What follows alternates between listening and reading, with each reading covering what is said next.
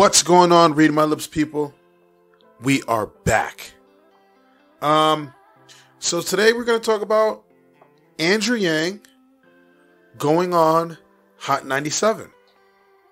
Now, this was a good look for Andrew Yang because, look, I'm not the biggest Hot 97 fan as far as, you know, their interviews goes and their show. I'm more of a Breakfast Club kind of guy.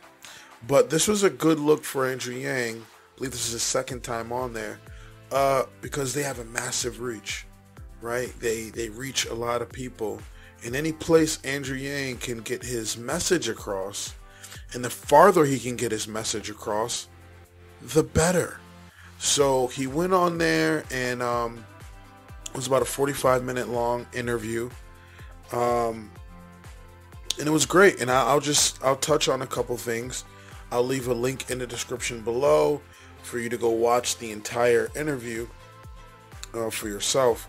But I will touch on a couple things in this segment here. So let's get started, shall we?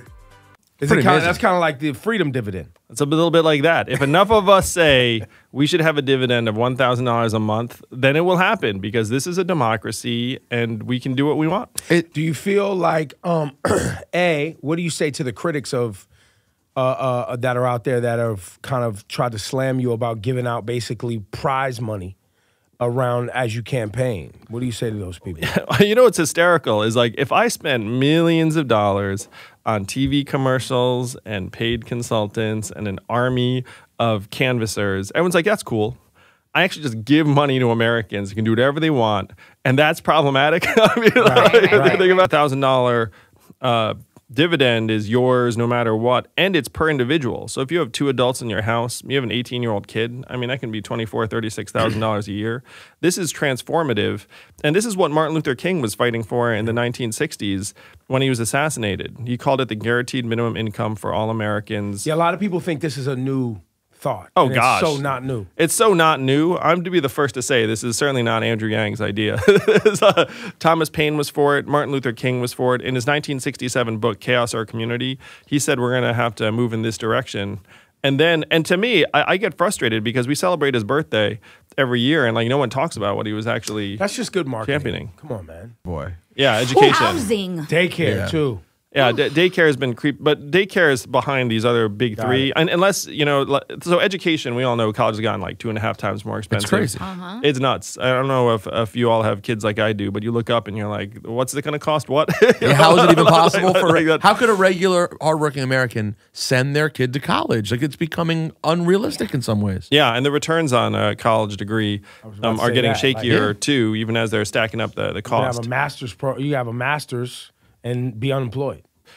Cashes them out in whole or in part, so that if you're a debt holder, you know, you're not that mad at this. But the main thing we do is liberate our people from the shackles of this life-changing debt. And I know this because I had $100K in educational loans myself in my 20s. I used to call it my mistress because I was like writing a check to another family. You know, I was like, I hope they're having a good time there. Like it's like my here's some more of my money. That's the billionaires and the corporations.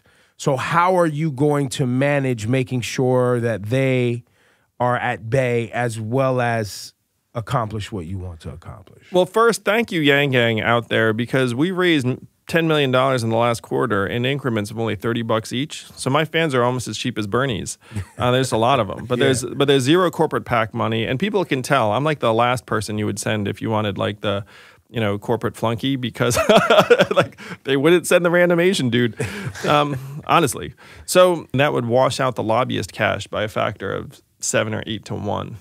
And I know this because I've been running for president for a little while now. So right now, so just been leaning into that, and it's been invigorating. It's been a lot more fun. Have you gotten to know any of the other candidates well that you didn't know before? Sure. You know, some of us text each other. You know, we're actually very friendly and collegial. Yeah, I was really touched when Bernie said a few days ago to a reporter, it's like, I like Andrew. I was like, Bernie likes me? That's fantastic. Because Bernie, he's hard to read. Like, you're around him, and you can't tell if that dude likes you or not. Sort of I can see that. Yeah. But I get along with most all the candidates really well. Who would you say you talk to the most? You know, I see Tulsi Gabbard on the trail more often than I see the other candidates because I think our emphasis on certain parts of the country is the same. So I just see Tulsi and her team. You don't think she's a Russian asset like Hillary? I do not think that Tulsi Gabbard is a Russian asset, no. And the other thing is, like, if you're going to drop that kind of shit, like, you better have some, like, real facts behind it. Instead, it's like innuendo. It's like a candidate. Like, it's like, are you kidding me? But she's a freaking major in the U.S. National Guard. You could, like, drop that stuff casually? I did feel... After I take office in 2021, people will be like, wow, Andrew Yang won. And we all know why I won. It's going to be the freedom dividend. I'm going to run on that. And then Democrats and progressives will be thrilled to put money into the hands of children and families to make us stronger and healthier. But Republicans and conservatives don't hate the dividend. Alaska, that's had the dividend for almost 40 years, is a deep red conservative state. It was passed by a Republican governor. And even his argument at the time was, who would you rather get the oil money? The government is just going to mess it up somehow, or you, the people of Alaska? And then the people of Alaska said us, and he's like, I thought so. So technology is the oil of the 21st century. And if you go to Republicans in Congress and say, hey, you want a dividend? They don't hate it. You know, what they hate is a giant bureaucracy making everyone's decisions. They don't mind the idea of more Americans having economic independence and freedom. I don't need 80%. That used to be what the Republican Party was about. Yeah, it used to be. I don't, and you don't need 70% of Congress. You just need 51%. Can you imagine, let's call him Mitch McConnell. Can you imagine like someone in Kentucky being like, oh, money's going to hurt you, you know? And then the people in his district will be like, are you kidding me? And then imagine me showing up in the district being like, hey, this guy's standing between you and the dividend that everyone else in the country is going to get or wants to get. Like, let them know what you think. Like, not the Mueller report, you didn't see anything, but you feel like this call is impeachment worthy. I think this call is impeachment worthy because it's a pattern, because there'd been all of these things that had happened before that were very much and there's been analogous. Convicted criminals around the current president. Yeah, so I'm on the record saying, look, I'm for impeachment, but I also think impeachment is potentially a massive loser for the Democratic Party, because you need a supermajority of senators to actually go through with it, which would require literally like dozens of them to defect. And there's no indication that's going to happen. So if we play this out, impeachment fails, Trump says, look, I was innocent, and all the oxygen gets sucked out of the room for the next number of months. So one of the things they touched on was, as you just saw in the compilation of clips I just dropped, one of the things they touched on was the critics that, you know, go after Andrew Yang because he wants to give $1,000 to every American.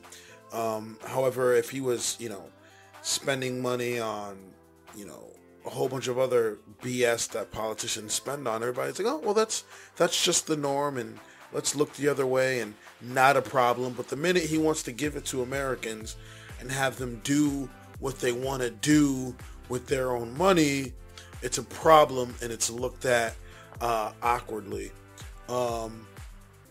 And you know, that talk came when he was doing the where individuals for a year can win $1,000. Even back then, people were saying like, "Oh, Andrew Yang's trying to buy your vote."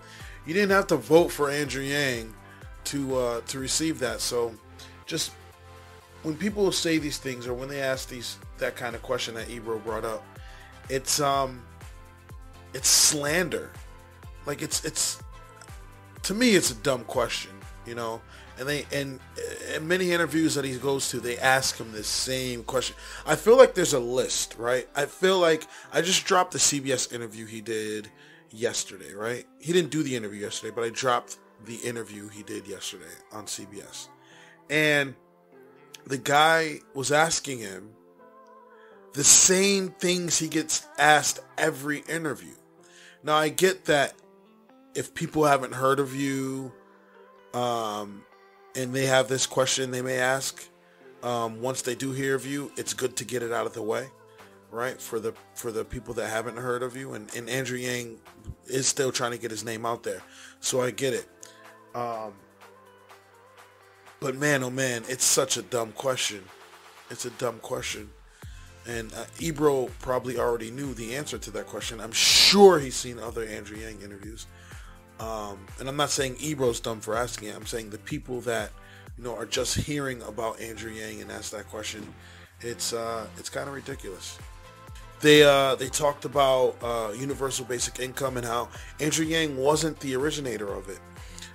Other people have come up with other ideas about UBI, and I believe it was called the guaranteed minimum income for all Americans. So he talked about, I like how he talked about how Martin Luther King supported it, and just how it was not a new idea in general. It's not an Andrew Yang original, and I really dig that. Just like Medicare for All isn't a Bernie original. I mean, he is the person that is in the forefront of it right now. He's made it the talk again, just like Andrew Yang has made UBI the talk again. These aren't new ideas, but these are new figureheads pushing these ideas. I just thought it was really cool how he touched upon that. They talked about, again, what he gets asked for in many interviews, why is the wealthy getting $1,000? Well, I don't understand. Why are you getting the rich $1,000? The issue with them asking this time around is, I feel like he was genuinely asking, Rosenberg was genuinely asking, well, I feel like I don't need an extra $1,000 a month. Like, I don't feel like he was asking because, to get that message out there for the people who don't know about Yang. I feel like he was genuinely asking the question, which makes me want to say, go watch some more Andrew Yang. But he doesn't have to watch any more Andrew Yang. Andrew Yang answered the damn question right there on the show. So good on him for clearing that up, because that's a question I see asked very often. He spoke about the bailout of Wall Street, and the only two people I see that hammer that quite often, I'm not saying they're the only people that have spoken about it, but the only two people I see hammer that quite often is Bernie Sanders and Andrew Yang, and I'm sure Warren spoke on it a little something like that. But they really talk about that bailout of Wall Street, and when you mention that, it really sticks. All right, it really sticks. People really feel that. They're like, yeah, you're right. We didn't get a vote on that, and we bailed them out, and us, the normal people, we do the smallest, most minute infractions or things, and we go to jail. Nobody's bailing us out, but we bailed them out, and we didn't get a vote on it. So I like that he touched upon that. He also talked about how he'd forgive a lot of student loan debt. Now, this is big. There's some people that don't realize how big the issue of student loan debt is, because right now there's a lot of talk on Medicare for All, but a really good friend of mine right now has a burden of student loan debt on them, and it would help them immensely if that could go away, right? So helping forgive student loan debt is massive, so I give him kudos for that. No, I don't think he's for making college tuition free, but he is for forgiving or helping take a big burden off of student loan debt, which would help people out immensely. He had a joke. He had like $100,000 in student loan debt when he was younger, and he called the damn student loan debt his mistress. Freaking hilarious. That's pretty fucking funny. Hats off to the Yang Gang, because I think his average dollar donation was $30 a pop, and I think Bernie's was like 18. So he was in that ballpark. He was in the ballpark of like real grassroots support, like people getting in their own pocket and supporting him, and that's great. I mean, that's really great. $30 average is pretty damn amazing. So, kudos to Yang on that. He said something about he doesn't think, and look, Obama did this shit. What was it like? 3 months after he was out of office. I want to say 3 months.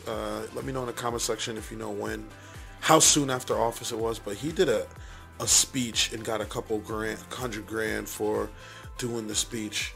And Andrew Yang was saying like, yeah, he's not for that shit. He's not for, people that have served or, are in office for getting, these huge money for speeches and, he really didn't want to touch upon the Biden-Ukraine thing. He really didn't want to touch upon that. But that's some corrupt shit, hands down. If you want to talk about the level of corruption, we can discuss just how corrupt it was. But the fact is, it was corrupt, and Yang's playing some political strategy here. But yeah, he wouldn't have any of his family members sitting on any boards. The fact that he said he wouldn't have any of his family members sitting on boards, yet Biden had a family member sitting on a board, shows not such a great idea, might fall in the ballpark of corruption. So he talked about that. He did slightly mention the Hillary Tulsi Gabbard thing.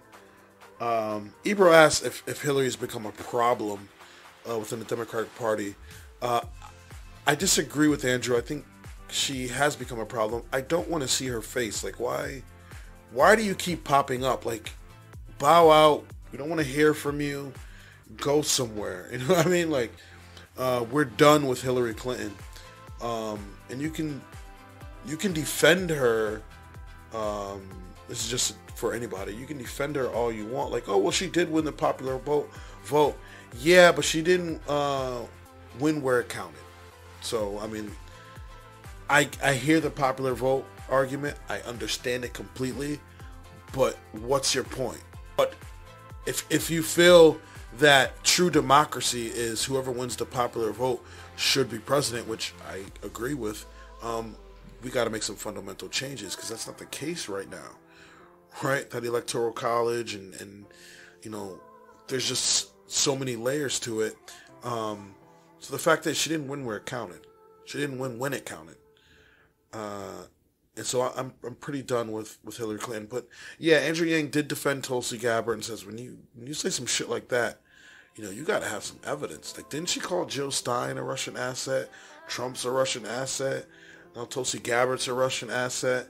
It's pretty much looking like if you don't agree with Hillary Clinton, you're a Russian asset. And yeah, I'm pretty done with her. And I like that Yang was like, yeah, she needs to come up with some fucking evidence before she just throws stuff like that out there.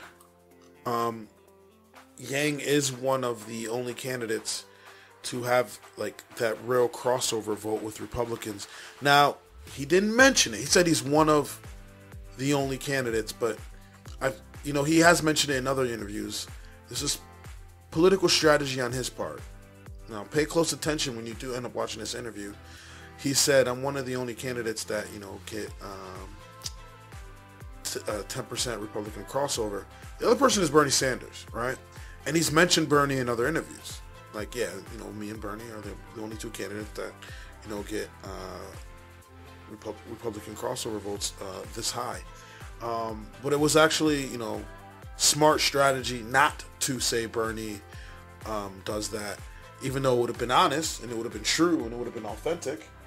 It was actually a good strategy not to say Bernie's name in this scenario because it's just giving him kudos. You know what I mean? Which he deserves because it's true. But it was just good strategy on Andrew's part not to say him and Bernie were the only ones and just say I'm one of the only candidates. That's just my opinion. But what I will give him a major head nod to is he did admit, like, they kneecapped him last time. Like, they screwed Bernie. And because of them screwing Bernie, there's been fundamental changes in how this run for all the candidates are going. And I love that he admitted it because if you're in the Democratic side and you cannot admit that they didn't screw Bernie or they didn't kneecap Bernie, which the DNC, it's been admitted. It's just factual at this point, which Andrew Yang has also pointed out, like they've admitted it, that if you're in the Democratic side and you're not acknowledging that, they screwed Bernie, whether you like him or hate him, then you got issues. There's a problem there with reality. And I like that, Andrew came out and defended him. And he also said he was happy that Bernie came out. So this is for all the Bernie bros. Bernie came out and was like, yeah, I like that Yang guy. If Bernie were to drop out tomorrow, if Bernie, boom, drops out tomorrow, I think there's 3 candidates I think Bernie likes, right? I think he'd push for 2. It would be an Andrew Yang or an Elizabeth Warren. And I know Bernie likes Tulsi Gabbard. I'm well aware he likes Tulsi Gabbard for all, the Tulsi people. I like Tulsi Gabbard.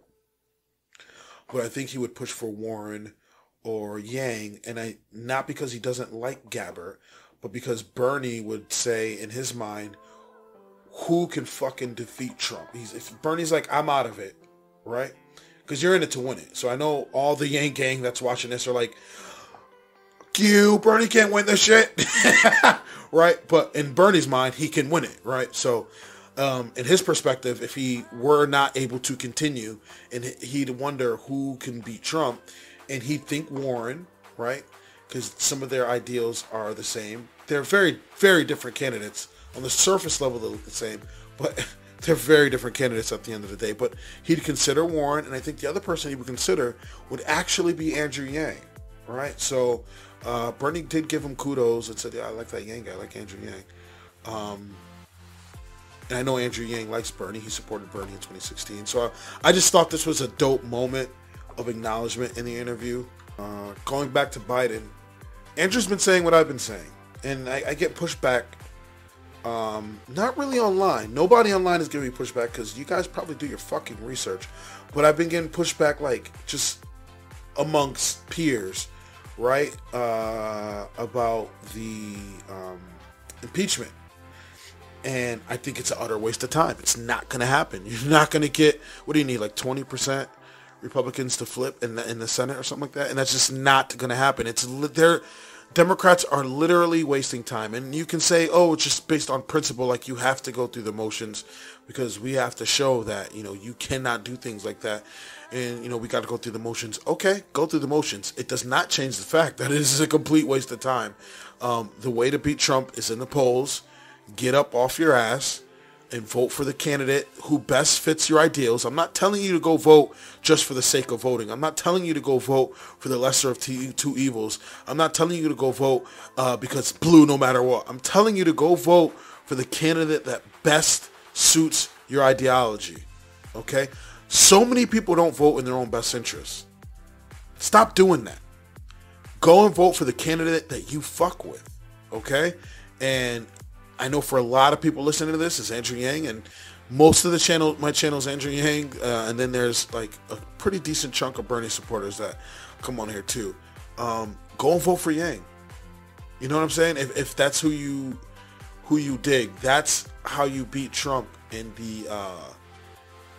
the general.